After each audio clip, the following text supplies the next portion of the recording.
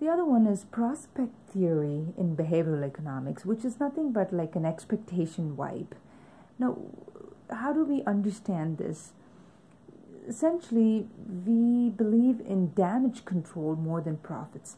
We're not always thinking of what is the gain I'm going to get by doing a certain shopping or a certain saving decision. It's more like, how can I make sure that there's less damage?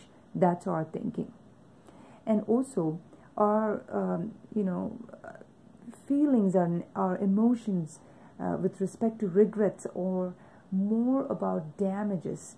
We regret about all the damages that have happened, and we take very less time to celebrate our successes, or rather our gains.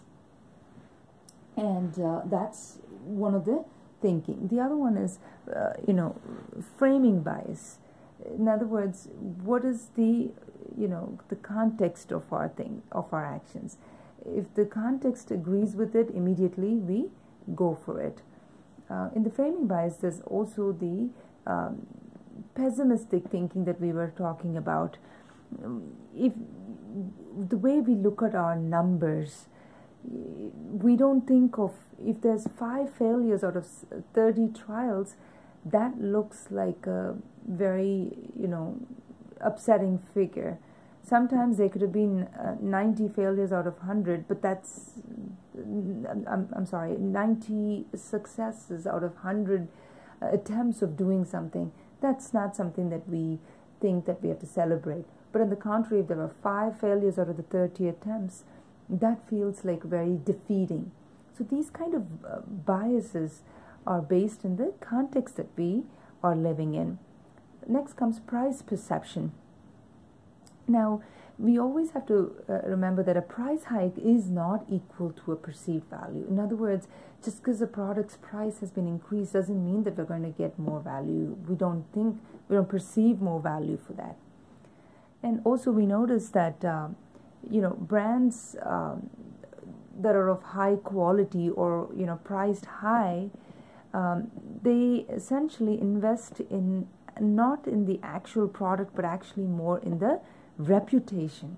So if a brand is of a high price, it's more for the reputation, not necessarily what the extra product is or the extra value that's been given.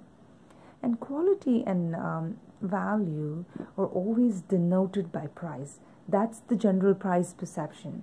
If there is a high quality product, or there's more value in a product, immediately it's going to reflect in terms of the pricing. Next is chunking.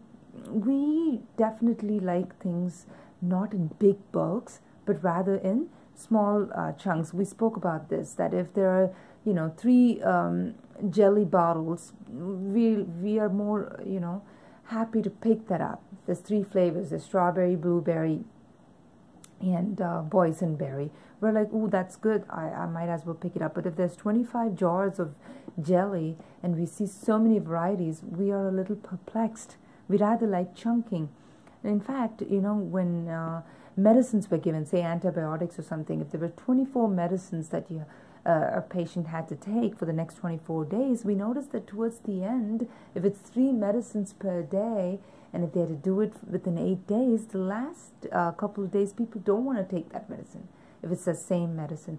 So the pharmaceutical industry, what they did was, out of the 24 medicines, they made 8 of them blue in color, they made another 8 yellow in color, and they made another 8 white in color. Perhaps, that kind of chunking made people complete the jar of medicines. So therefore, chunking is a good way of consumption. And that's something that helps in marketing too. The other one is goal dilution. What is that? When we water down the goal, what happens? A marketing message, right, that you're doing should be a message at a time.